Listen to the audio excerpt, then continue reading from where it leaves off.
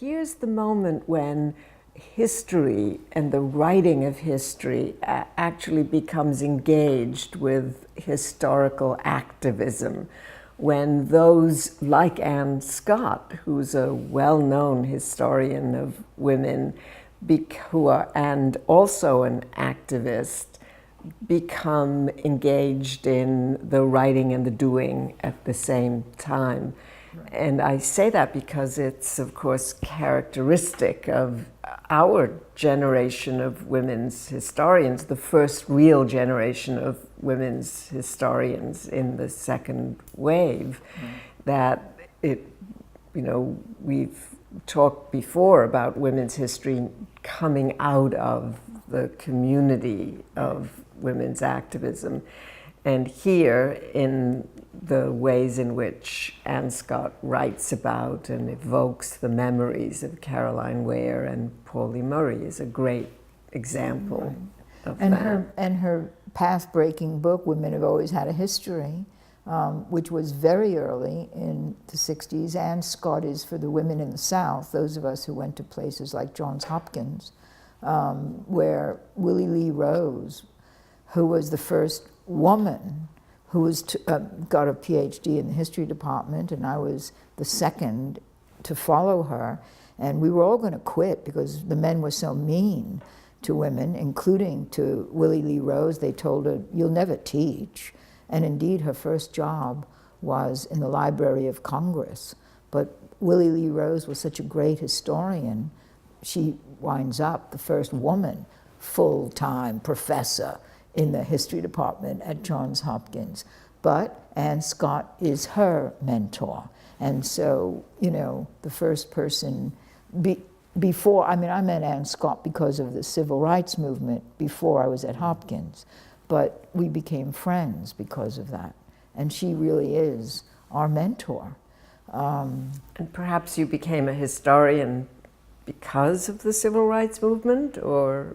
Partly because of the civil rights movement. I always say my life was an accident. I was an athlete and a gymnast, and a boy put a barbell at the end of my mat as I came out of a triple flip, quite by accident. It was a big inner-city varsity thing, and I broke all the muscles and ligaments in my back, and that was the end of my life.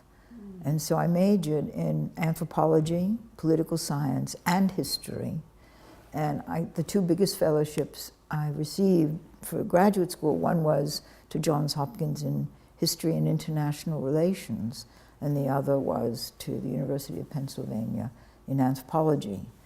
And you don't want to get into my personal history, but I chose Hopkins because I thought I'd like to be a military historian and do global work. And then the war in Vietnam broke out, and so we created the Peace History Society, which still exists, hundreds of members in many countries, to do peace as a legitimate study. People only did war as a legitimate study, just as we used to only do men as legitimate studies. So now we have women in the peace movement and the peace movement as legitimate studies. Right. So that was activism, and the civil rights movement is the vertebrae of that.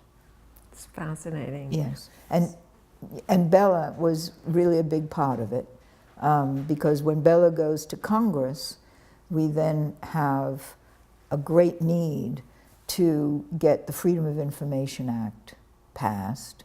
And this started when I had a syndicated column, and I did a column on Eisenhower, saying all real conservatives should vote for George McGovern, the true heir to Eisenhower's foreign policy. And I was asked to do a book on Eisenhower, and everything I wanted to look at was secret, classified. And so we started to campaign for a Freedom of Information Act. And Bella, then in Congress, puts through what becomes the Freedom of Information Act and the Sunshine Law. So we owe that to Bella. But her origins with Women's Strike for Peace and the Civil Rights Movement, she goes to Mississippi to do cases, and